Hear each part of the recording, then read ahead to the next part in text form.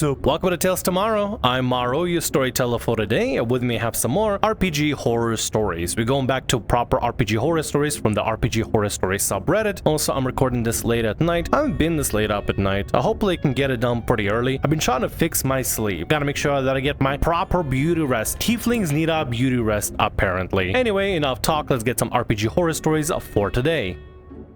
Now this is a story all about how I encountered the player TM. Sound like a start to Prince of Bel-Air. I, 30 female, love D&D. After my main campaign has ended abruptly, I enjoy being a DM here and there, and even have a small and sweet campaign of my own. But I still miss actually playing myself, so I just jumped on the opportunity. The group was a mix of friends, all males, this is important, I promise, who offered me a seat. I brought my favorite character, a female dragonborn barbarian with the charisma of a brick wall.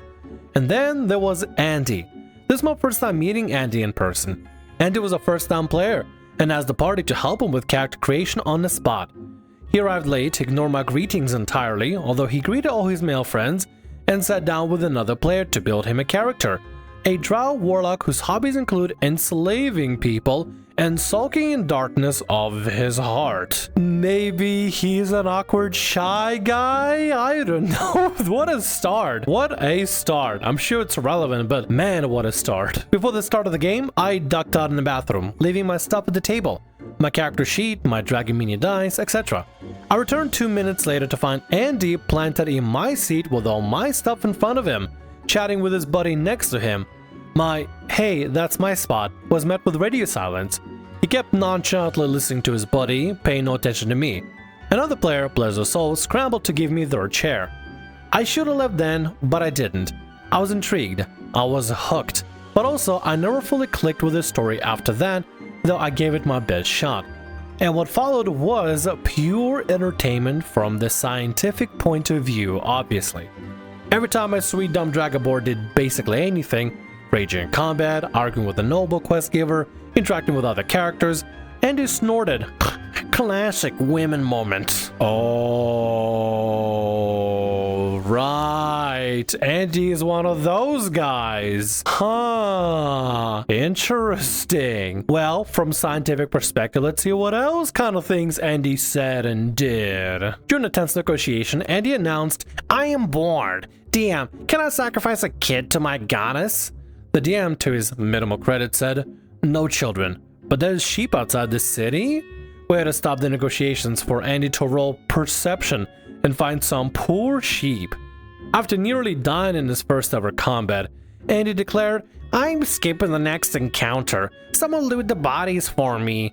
He then spent the next fight on his phone while the rest of us actually played D&D. Really? And nobody just allowed him? I'm sorry, but regardless if you're playing D&D with your bros or whatever, he's one of your homies, I don't know what kind of friendly words you like to use, but if he's one of your friends and he's doing that at the table, why are you inviting him to play D&D with you? Or really anything at all? If he's gonna just check out just for the sake of it, or do something arbitrary, ridiculously inconsequential, such as look for a sheep or try to sacrifice a child. Feel like I could probably get a read on Andy just from what we read so far. He says horrible jokes, probably extremely awkward, extremely dumb, and is probably, I don't know, I guess trying to be funny, but it's clearly not working. That or he's trying to be rude. It's like, listen, it's either he's an idiot or he's just a self-absorbed misogynist, and I can't tell. Honestly, I don't know which one would be worse. I think both would be worse, but I'd rather have an idiot that's completely oblivious than like misogynist guy that literally just horrible at the table. But to allow somebody just to be like, "I'm skipping combat just to do whatever I want." Why do you invite somebody like that to the table if they could just skip combat and ask you to loot stuff for them? What? I've never had a player be like, "I'm skipping combat. I'm going AFK." Huh? This is an MMO, my man. What are you doing? So I left after our session ended early.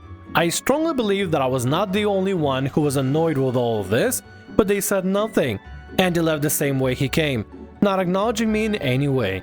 And the DM was basically enabling him all this time. Am I right? I'm not returning to this table, but at least I was morbidly entertained for this one session. And I hope so were you while reading this. Update! Hey guys, thank you so much for your support, and rest assured I made the DM aware why I'm not returning to the table. Yes, I did this only after the session and not during, since I did not feel like making a scene in the middle of the session. The battle without Andy's involvement was actually pretty decent, but not enough for me to stay. DM said that he will consider my reasoning, However, I'm not really interested in knowing if this is something he acted upon. Regardless of there's some sort of consequence for this with Andy or not, I don't think it really matters. I think your time is better spent honestly not even gambling with this group or this DM or Andy, but just finding a different game. And also, no D&D is better than bad D&D, so you always have that option as well. You know, you could always watch a particular YouTube channel called Tales Tomorrow for some RPG horror story content, you know. No Andy's here, can't guarantee. We keep it Andy free. Anyway, let's get to the next story for today.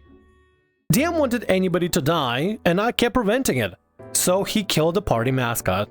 A few months ago, I was part of a wonderful virtual D&D 5e game that had a sudden turn at the very end.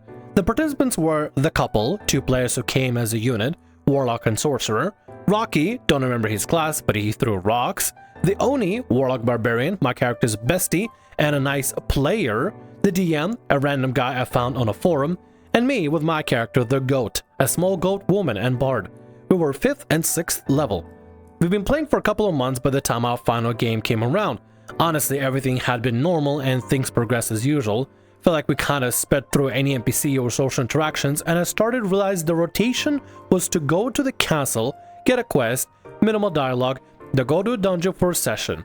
It's not my favorite way to play, but the players really made up for it. We had a wonderful dialogue between each other, and it seemed like the DM was cool to let that happen. I admit I felt pride at the positive attention from the party with how much they loved the goat. Becoming the party mascot naturally felt great, and I performed my role proudly. All of that to say, everybody loved having me there, and specifically the character I performed brought a lot of energy to the table. Well, after being rushed out of the castle again, the party made their way to some ruins for the next leg of our adventure.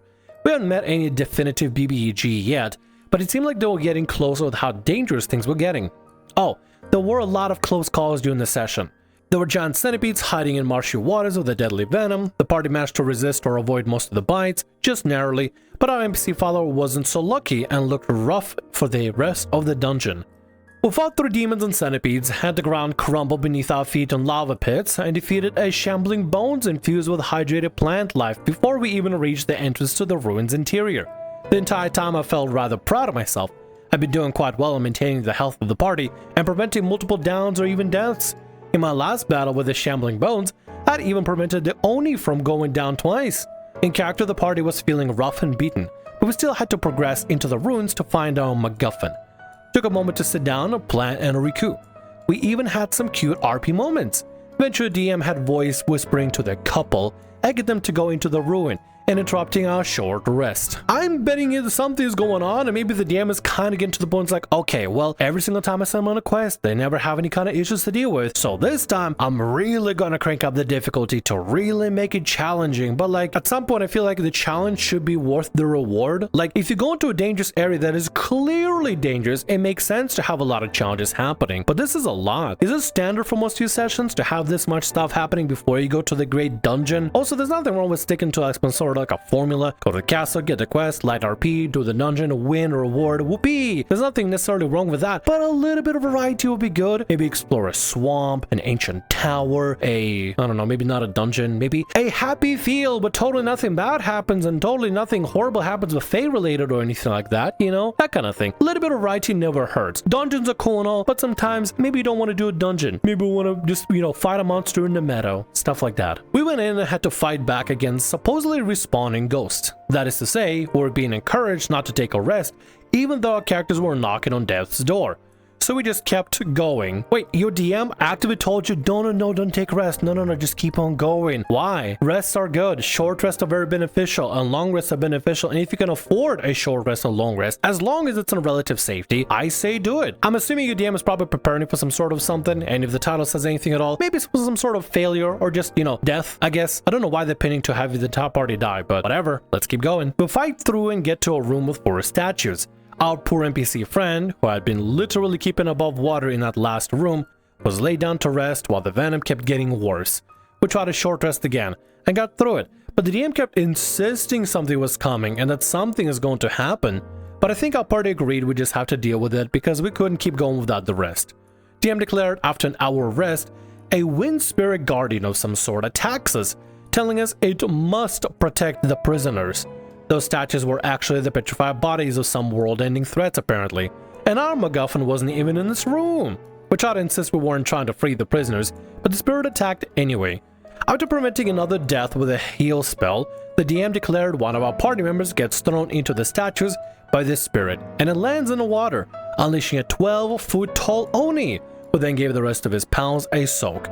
At this point, I'm getting a little baffled by the turn of events. Is that why the DM meant not to short rest? Don't short rest in this room in particular, or just in general? Maybe, you know probably what happened? DM has this great big plan to have it all come together. But for players, if they short rest, that means it has to be delayed and has to keep egging players on in order to see this big cool reveal. Have you considered potentially that maybe you should probably remove the encounter so your players can get to the cool big reveal instead of just egging them on when they're like barely any health? Or maybe that's a whole plot all a whole lot long. Maybe that's the entire idea. Just keep players very low so that you can potentially just down them and kill them. Maybe. Who knows? A fight breaks out, but the spirit abandons the fight and leaves us with the world-ending threats. The NPC is knocked down into death saving throws. Oh, wait, no, he wasn't. The moment he went down, the venom activated and turned him into a faceless, mindless demon of sorts. Really messed up stuff. Newly discovered BBGs decide we are not worth the slaughter, and he'll profess to be interested in the Oni in our party. The left in our party try to pick up the scraps we had left for ourselves. Wait, so they just left? What was the point of doing any of this then? They're just like, "Ha, we get unleashed, or we're not interested in you," except the one guy in your party. But that's about it. We're gone. That's all? That's all happened? I can't believe it. I can't believe it. I just literally can't believe the DM decided this was just like, this was the pivot. This was like the big twist, or the big new thing that happened, you know? The Oni are free, they do the fight, and then get bored and leave, I guess. Maybe they're off to like an Oni convention, or a different fight or something that's more interesting. Who knows? Maybe they're also in a rush by the DM. Just like the party's being rushed not to short rest, maybe the Oni can't short rest either. They gotta be in a hurry or something. Who knows? The tension between characters is high. Some scathing RP words are exchanged, and eventually characters decide it's best to keep going. Everybody was having a great time, or so I thought, and I was so pleased with how the narrative between characters was developing. We start exploring the lower area. A man offering a puzzle shows up. We do this puzzle, and then we move forward. I think it was, here's the key, or you could take the poop bag. But the real key is in a poop bag or something. What? Keep going and eventually get to a part of the ruin that's crumbled into a cliff face. But the DM says my character notices a footpath in a cliff face that my little goat could traverse to get to a separated part of the hall. I take note of it, but decide I'd rather wait for the party to be together first. Some conversations happen between characters before the DM insists to me that I should take a look at the separated area. So I hop over. The one other person ready to follow me gets blocked off instantly by the sudden appearance of a solid wall. I assume the DM knows what he is doing. The goat meets an old man who is willing to speak with her. He invites her into a room with history etched into the pillars. I only get as far as being shown the pillars before we are taken back to the rest of the party. They continue down the hall into the next puzzle before the DM comes back to me. He asked me if the goat will have been talking to the old man for a minute. I said, sure. I guess she'll talk to him for a minute or two. Uh-oh. The DM asks, have you been talking to this NPC for exactly a minute? You'd probably be like, no, maybe like 59 seconds. Why, DM? Is something gonna happen within a minute? It's so weird that your DM is being so cryptic for no reason. Maybe you guys are just too powerful and the DM is trying to find a way to knock you down a peg or something. Or maybe they're getting bored with the campaign, so they want to try to find a way to kill you. Who knows? I don't know. Maybe force a death for some sort of a narrative plot. The DM asked me to make a constitution save and wisdom save. My first not so great rolls of the night gave me double sevens. DM declares my character is dead. He then explains the person I'm talking to was casting a spell on me that kills a person instantly if the caster speaks to them for 1 minute. What? And you couldn't even roll like an arcana check to see what he is doing? Or an insight check? What? I bet you didn't even get a chance to do any of that. The DM is just like, and have the players do this, and I'll surprise them with a gotcha. Because this is 100% a gotcha. This is literally a gotcha. They don't give you a chance to investigate or check to see like, hey, maybe they're casting a spell. What are they doing and stuff? Maybe something's going on. Maybe I should listen to them. Maybe I should close my ears and stuff. I don't know. They give you nothing. They're like, have you talked to the NPC for a minute? Good. Yeah, because you've been casting a spell to try to instantly kill you. You're dead. Congratulations. Wow. Gotcha mechanics. So fun. Whoopee. Don't even have to play Genshin Impact. You get gotcha mechanics in your own D&D games. Woo! I don't know how else to describe his voice other than seemingly giddy. Certainly more energetic than it has been all night. It gets ready to move on, but everybody was stunned silent. I think he realized something, and in the middle of saying I could make a new character, He pivoted and said I could start making death saving throws. The whole time I'm making them, he says nobody in the party knows where I am. Nobody can physically get to me. You know, I used to know a DM. Yeah. Sorry, completely unrelated. Somebody tried to make me feel guilty and guilt trip me because I dared talk about my RPG horror story the other day. And it's just so absurd. They just, maybe I'll talk about it later. It's so dumb. Listen, don't be afraid to share about your experiences. If you have a negative experience out there and you need to yell into the void, post on RPG Horror Stories or email it to me. I'll read it and we can yell into the void together, honestly. But anyway, what I was gonna say is I knew a DM that actually enjoyed and relished the idea of killing off player characters. Dude, it was so bad to the point where in that one server that I made a video on, literally like people didn't want to play with specific DM because he knew he was basically known as like, he's the kill DM. You go to him and play his sessions to most likely get your character killed because he had stuff that was just blatantly unfair and super difficult. And most people generally did not want to play in his games because they were like, I like my character. I don't want to play with the DM that's gonna kill me. I'm attached to my character. It's one thing if your character dies by doing something narratively important or something that narratively makes sense, that you'd be putting character like in a life or death situation, but not if you're playing with a DM that's basically a trap DM that's trying to just find ways, sneaky ways, in order to kill off your player character. And it's not fair for the DM to just be so giddy and happy over it, just be like, I get to kill some characters. It's just completely unfair. Death should be part of a story, not just be like, that's it, that's the DM winning or something. But thankfully to this DM, you received a privilege to roll your death saving throws. Aren't you happy that didn't just instantly kill you? DM probably realized they were making a mistake because every other player is like, is this actually happening? Is this what you're gonna do? No death saves and stuff? DM probably realized he was being maybe judged or maybe was being blatantly unfair and probably decided, oh, no, you can now roll your death saves, but nobody can hear you, can help you, just to really make it really difficult. Well, I missed two, made two, then the final one was a miss. I could almost hear the DM exhale before he said, alright, you're welcome to start making a new character. We can reintroduce you next session. I said, okay, that's alright. I initially just felt bad and defeated, like I was ready to be a big girl and accept the loss of a loved character, but something just didn't feel right about any of that. I spoke up again a couple of seconds later and said, wait, no, that's not right. I don't like what just happened and I feel like I didn't get a choice in it. The DM told me what happened was fair and didn't know what I was talking about, and that he let me roll, so it's fine. Oh, now we're just gaslighting players. Oh, it's fine. The mage was able to cast an instant-death spell on you because you talked to him for a minute, but it's fine. You were able to roll it. At least you got something.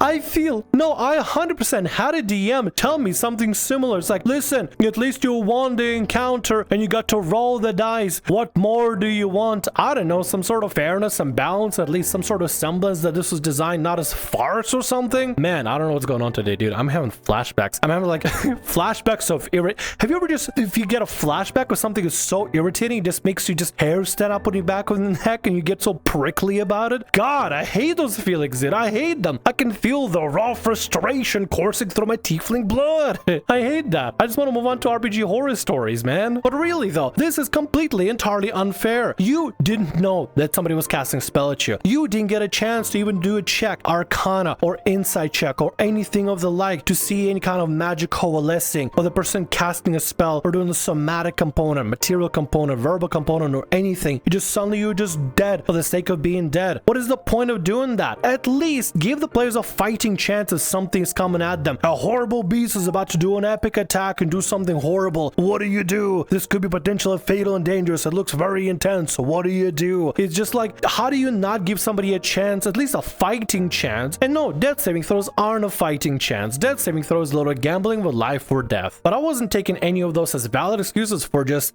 declaring my character dead and locking me off from the rest of the party to make sure I die. I told the call that I have to go think, but I'll talk to them later.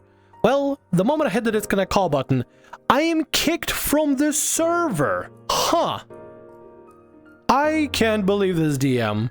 What? Because, oh my god, this is hilarious. Because he dared question the ruling and how fair, or I mean, in fact, how unfair it was. Instead of having to address it and talk about it, you know, player to DM about this, you were just removed like you were just a fly on a wall, like a problem or something. Just removed completely. What the hell happened? I need to see what happened, dude. The events up to that were communicated to me via the Oni's player. The DM said that instant deaths like that were on the table, and then they would happen again. The couple were immediately unhappy with his decision and said that if the goat wasn't part of the game, they didn't really have anything else keeping them there. Rocket said he didn't know if there was the type of game left as well. The Oni kept getting the same excuses as to how killing the goat was fair and fine to do. The Oni did the math on the rolls after learning the passing numbers and communicated that my character only had a 45% chance of making these rolls to avoid instant death. From the goat's official death to the server being emptied of players, it was 30 minutes. The whole game that had been going so well up until the one moment had died in 30 minutes. You know? Kudos on the other players, for real. Hell yeah, other players are standing up for absolutely nonsensical BS calls. This DM is absolutely unfair, and I'm proud of the other players actually standing up to the DM because of how unfairly you were treated. I was pretty much just left in my thoughts after that, but I started to realize some things about that session. It was really lethal. We thought it was just a really tough dungeon, but now that I think about it, everything was designed to kill our character. If it hadn't avoided the venom, some of our down PCs would have instantly died. If it had missed the dex save on those lava pits, I bet it would have been instant death. The two giant mini-bosses before we even get to the ruins who did massive numbers that were only softened by me playing Morrow as a bard well. I was left to wonder why in the world he was trying so hard to kill us suddenly, and if maybe me presenting so many deaths as our only supportive character made me a target for the DM. The hostility was so sudden. Well, at least I came out of that game with some wonderful artwork and memories of the party. I guess the great part of the DM being reluctant to engage us in RP is that he's oddly barely in my memories of that game. It really was mostly made by the wonderful players, which is a shame because I don't deny the DM had a wonderful world and interesting story to tell. He even insisted we write complex backstories to implement into the game. I've been working with him for a while on developing the goat into this world, but I guess none of that mattered by the end. Somebody had to die. And I guess I was the person he lost his patience with. To target you specifically because you're literally just keeping the rest of the party alive as a bard. Like, what else are you supposed to do? Yeah, you might be the party hero, the party support, the person that literally picks everybody up whenever they need to, a little bit of pick-me-up, a little bit of healing word there, cure wounds here, you know, stuff like that. But that's not enough to specifically target a player and kill off the player character and get so giddy about it. That's just a scummy thing to do. I don't know what's happened with the DM. I think at some point maybe they're like, oh, I want everybody to feel like they're being tough and challenged and everything. Whatever the intention behind the DM's killing was, the fact that they didn't just explain why suddenly the game became lethal, I think is a massive red flag. They tricked the rest of the party to just be like, this is a regular session, hee hee guys. Trust me, it's a totally normal session, hee hee guys. And then just pull this whole mess out the way, just for no reason. In their own stupid, maybe hubris, maybe not even hubris, idiocy, they decided to want to just ruin the game by just doing some bizarre activities. And well, that's another DM out there that ruins their own server. So, I mean, that's something. Either way, I'm super proud of the rest of the party standing up for you. Hope you guys can get together and keep playing together because you seem to mesh really well. All you gotta do is just have somebody DM. Maybe one of y'all could try DMing. I think it'd be kind of cool. Maybe rotate some people out. Maybe get a new DM or something. Somebody from your player group must know a DM or something that can replace the, you know, the old DM. Might as well. Start your own thing. Listen, it worked out for me. It worked out for you too. I wish you good luck. And with that, that's gonna be all our stories for today. I want to thank you very much for watching and thanks so much for being here. If you like what I do, consider subscribing to the channel and leaving a like. Also, if the RPG Horror Stories ever goes down or if you want to submit your own personalized horror story, email is down in the description below. I'll see you again in more Tales Tomorrow. Bye-bye.